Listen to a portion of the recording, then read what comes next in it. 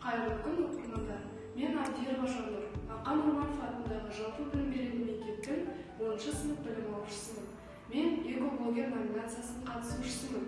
Басты мақсатым табиғатымызды қорғау, өзім ұсынған идеяларды тарату. Қазіргі кезде ең өзекті мәселелердің бірі полиэтиленді пакеттердің көп қолданылуы.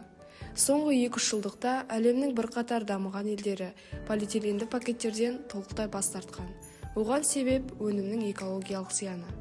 Біз пайдаланып жүрген күнделікті қалташалар полиэтиленді пакет болғанымен, үйреншікті түрде біз оған аса мән бермейміз. Полиэтилен қалталары қоршаған ортаның жауы десек те болады.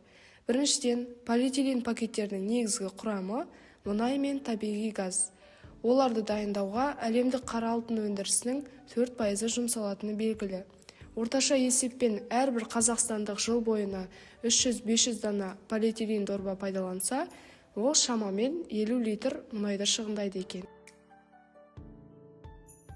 Енді осы полиэтилен пакеттерінен қалай құтылуға болады? Бұл пакеттердің орнына сіздерге мен құны 2000 теңге тұратын матадан жасалған сөмкелерді ұсынамын. Бұл сөмкелер әрі ыңғайлы, ұзақ уақытқа дейін шыдамды. Қазіргі кезде ең өзекті мәселелердің бірі қоқыс полигоны. Елімізде жыл сайын 5 миллион тоннаға жуық тұрмыстық қалдық шығарылады. Алайда оның 24% ғана өңделеді. Яғни қалған қоқыс ашықтан ашық шашылып жатыр. Бұл экологияға зор әсер ететіні белгілі. Сусыз өмірді елестетудің өзі қорқынышты. Су тіршілік көзі. Сусыз тіршілік ететін ағза кездеспейді. Тіршілік құбылыстарының бәрі судың қатысуымен жүреді.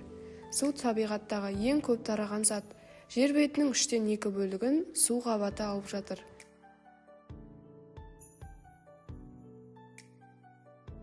Күнделікті өмірде суды үнемдеу үшін осы ережелерді сақтауымыз керек. Суды босқа ағызбау. Ыдысты қолмен жуған кезде ыдыс жуғыш құралды аз қолданған жөн. Энергияны үнемдеу. Энергияны үнемдеудің ең қарапайым жолы күнделікті қолданып жүрген лампаға қарағанда энергия үнемдегіш лампаға ауыстырған жөн. Бұның бағасы қымбаттау болғанымен аса қатты қызбайды, энергия тек жарықтандыру үшін ғана кетеді. Бұл лампалардың мерзімі 3 жылға дейін жарамды. Бір айтар кеңесім, бұл лампаны үй жағдайында сүртіп тұрған дұрыс. Бұл кеңеске көбісі аса қатты мән бермейді. Бұл лампа бөлмедегі шаң тозаңның 20%-ын өзіне жинап алады. Сондықтан бөлмеде жарық азаяды. Үнемді тұтыну саналы таңдаудың негізі. Күнделікті әдеттерді қолға алсақ, біз үлкен өзгерістерге қол жеткізе аламыз. Назарларыңызға рахмет.